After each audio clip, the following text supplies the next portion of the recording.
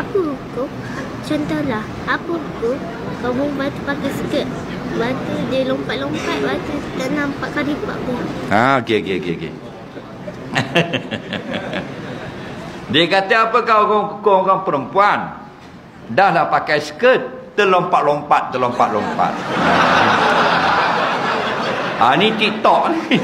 Nampak? Baguslah dia memperingatkan. Itulah sekarang ni teruk benar dah. Faham? TikTok tak salah, mu yang tak reti. Tahu tak? Dan kan ramai yang dalam TikTok bukan orang Islam, tapi tak buat yang orang Islam buat ni. Sampai melompat-lompat, berguling-guling, sampai nampak peha, nampak perut, nampak apa. Nak buat konten punya pasal. View 13 je. Apa lagi? Tahu tak? Orang putih TikTok dia letak anjing je. Hari ni anjing pakai topi baseball. Anjing tu diam je. Esok anjing tu pakai key tak apa. Ambil diam je anjing tu. 20 second. Semua 12 juta, 40 juta view. Nampak? Kita berjoget. Dulu bodoh dah. Joget dalam bilik. Bahlul lah. Lepas ni joget depan kedai makan. Orang duk makan dalam kedai. Dia berjoget 4-5 orang depan kedai. Islam.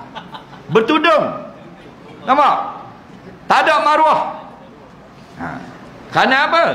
Kerana masalah saat ni 3 orang akan ditanya di akhirat. Yang pertama budak ibu bapa, yang kedua guru-guru, yang ketiga pemerintah.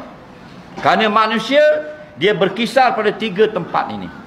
Dia duduk di rumah, dia pergi di sekolah, dia keluar daripada sekolah ke jalan raya. Faham? Di rumah ibu bapa dia akan disoal oleh Allah di akhirat. Di sekolah guru akan ditanya. Nah, tidak di sekolah, tidak di rumah, kerajaan Allah akan tanya. Kamu jaga macam mana? Nampak lagi? Teruk kita ni. Yang pakai seluar ketat, yang nampak bekas kemaluan, nampak bekas punggung, tepi perut ni berlapis-lapis macam kek Sarawak. Kopek berenjuk macam-macam peseng. Kita pakai serban pun jadi sengit serban tengok. Lagi nampak? Ini masalah. Kerajaan kena buat sesuatu. Kamu akan ditanya nanti. Ibu bapa pun juga. Kullukum ra'in wa kullu ra'in mas'ulun 'an ra'iyati. Kamu ayah, pemimpin dalam rumah. Akan ditanya anak membuat lagu mana.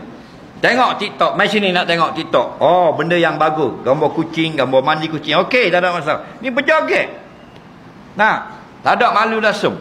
Siapa nampak kemaluan dan sebagainya. Itu akhir zaman. Itu dia kata, ramai yang masuk neraka. Sehingga pada zaman Ibrahim bin Adham kata, likulli alfin wahidun fil jannah. Setiap 1000 orang, seorang yang dapat syurga.